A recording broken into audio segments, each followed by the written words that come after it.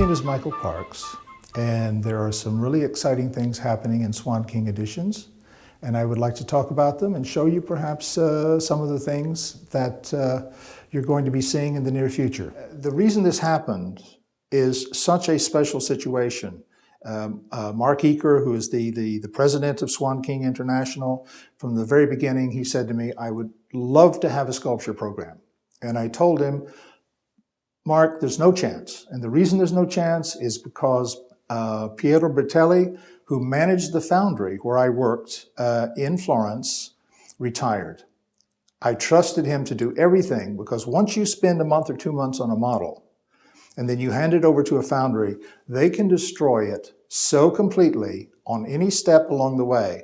So with Piero, because he knew every step, he took the piece from place to place to place. In the end, I got a beautiful piece of sculpture. And I said to Mark, I don't have a foundry here. I don't know what would happen, so I'm just not interested. He said, I know a good foundry. He took me to Berkeley to Artworks. I met Piero and Rose, and we looked around, and I said, it looks good, but I'm just still not comfortable. Mark said, okay, what will it take to get you to make sculpture again? And I jokingly said, you get Piero Bertelli from Italy, out of retirement. He's 71 years old, happily retired. You get him to come to Berkeley and work with the foundry, and I'll make your sculpture. I could not believe it. He called, and believe it or not, Piero Bertelli came from Italy. We all got together. It was like one huge family. We worked like lunatics, and you see the result. So it was one of those magic moments that if you have one or two in your life, I think you're very blessed. This was one of those times. So one would imagine if Mark brings a foundry manager over to America to meet a foundry owner, that the foundry owner would be a little bit upset, because he's basically saying, I can do it better than you. So it sounds like a disaster waiting to happen. What we didn't know is Piero Bertelli at 71, Piero Musi, the owner of the foundry in Berkeley, 69, both Italians, and both were born about 30 miles from one another. So it was instant love, and there was not a moment when we were not having Italian food, drinking wine, working hard, and it was just like one big happy family. So if I had to get back into sculpture, I can't think of a better way to start a whole new career than working with these guys. A client came along and said, I love this piece, but I would like to have it as a life-size sculpture. So I started working, and we made some mannequins. These are sort of small prototypes, not only of the piece, but also of the different patinas and how it might look. The cat, later to be known as Bella, because everyone loved her, in blue and in beige, more blue in the wings. But by doing the small pieces, I realized that the big piece I thought was possible. So we set off to do the full-size sculpture, pulling a team together, which is very important. A normal sculpture takes about 6 months from the time you start to the time you actually see the piece. We were going to try to do it in 3 to 4 months, and it was going to be a large piece. So we brought in people that I know and I've known for years, and we set to work. Having those people in the foundry, fantastic relationship, lots of energy, I thought, wait a minute, this is an opportunity to do more than just the big piece. Let's try to do some small pieces and see if we could get a whole sculpture program going. And for me, after thinking I was never going to do sculpture again, all of a sudden the excitement, we were working around the clock to try to produce some pieces that would be the base for a sculpture program in the coming years. I'll take you in the other room now, show you the results of that, but first just a quick look at Bella, life-size, because what happened was when we started doing the clay model, and people would come upstairs to see what we were doing. We had finished Bella first in clay, and she was set aside, and everyone that came up to the top of the stairs rubbed her nose or patted her on the head. So we thought, she has lots of friends, and we might just do a separate edition of her because she seems so well liked. The question was, the blue one or the beige one? Here in this room is the beige one. She gets a pat on the head. And if you follow me into the other room, we've got the blue one.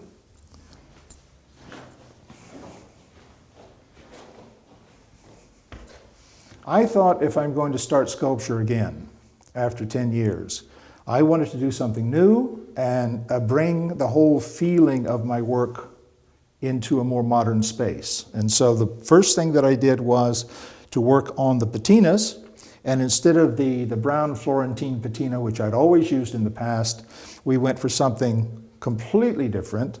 You can see the blue on the monkey, very much like the blue Bella, the blue in the wings, and then the light skin tones here with a little bit of red in the hair. It takes on a much more contemporary flair, and considering this is a bit cheeky, a bit tongue-in-cheek, it seemed to work really, really well. And so we continued this type of patina onto the other pieces, which I will show you in just a minute. Okay, this is the second of the small pieces that we were working on. Keep in mind, we're working on all of these simultaneously. So you sort of get lost in focusing on one, and you kind of have an idea, then you bounce off to the next one. So this concept was either going to be tremendously successful or a total disaster in my mind, and that is she represents night. So you had to have a kind of a blue tone to her, and then the gold moon and the North Star in the wing. It sounded great, but until I actually saw the patina and saw it working together, I had no idea if it was going to be successful or not. But I honestly think, in the end, she looks like night to me. Okay. The third sculpture, miniature, that we worked on during this time period was a reference back to a stone lithograph that I did some 20 years ago, because when I did the stone lithograph, I thought, you know, that would make a great sculpture. And I have a little sculpture sketchbook of that period, and I made a sketch of this, more or less this way. And it took that long to actually bring it to a full resolution as a piece. But I think you can see that sculpturally, it's quite effective. And again, the new patinas seem to hold up very, very well with a more classical looking image. And hopefully next year there's going to be 3 or 4 more, and they'll just get better and better.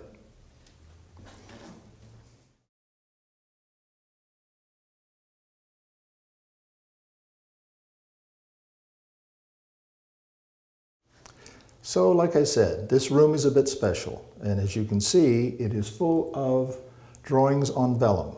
The difference is that these drawings have been printed on vellum, and we have spent a great deal of time doing something that is quite difficult to do, but I think we finally accomplished it. The drawings on vellum have a soft quality, a kind of almost ghost-like quality.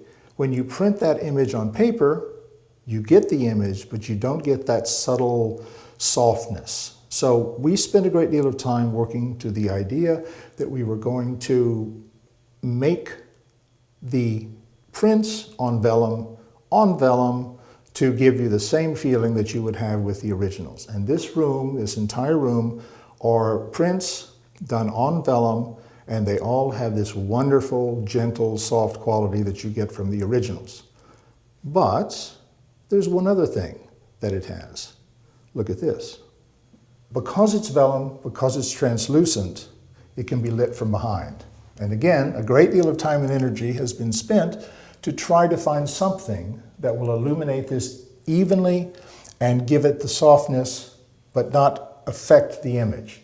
And I think we've accomplished that as well, and the end result, as you can see, is quite dramatic.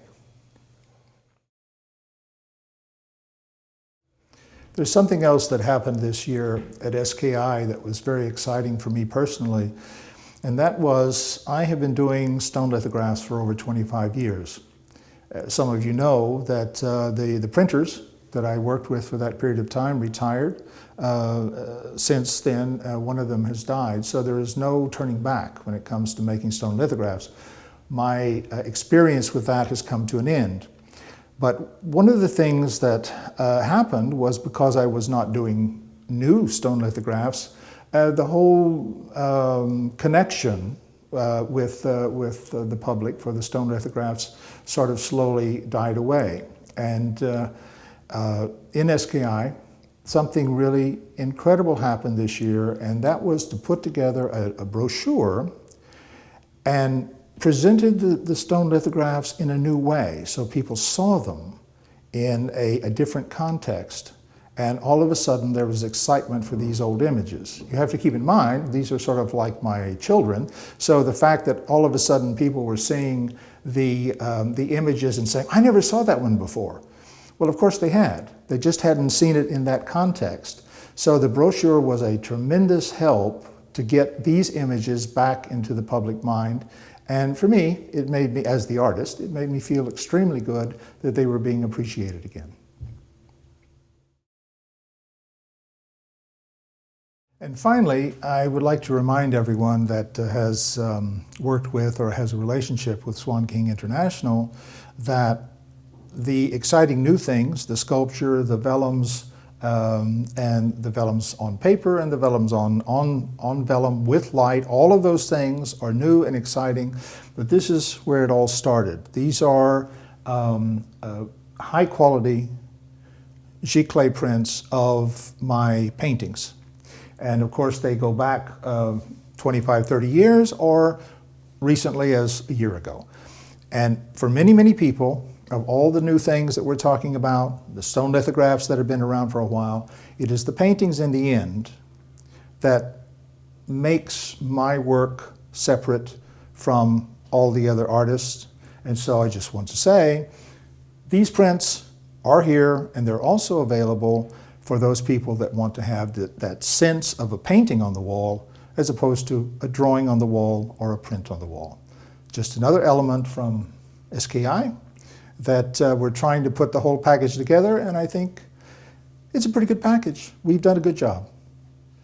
The printer that prints these, and believe me, they are extremely high quality, the best that I know of in terms of giclée printing, is the same printer that is printing for me the vellums. He is the same designer that designed my books, and he's been a friend for 20 plus years. So at my age and my experience, the one thing that I've found is if you have good people, you bring them with you and you keep that relationship going. And so when because with Marcel in Amsterdam, we started printing giclée on canvas. And after that, the books, after that, the vellums, and who knows what's going to come next, but whatever comes next, he's the guy that's going to be printing it for me. Exactly the same thing that happened with the sculptures. I brought two people over from Italy that I'd worked with 10 years ago because I wanted that sense of expertise and continuity in doing the sculptures. I guess what I'm trying to say is, if you find good people, don't lose them.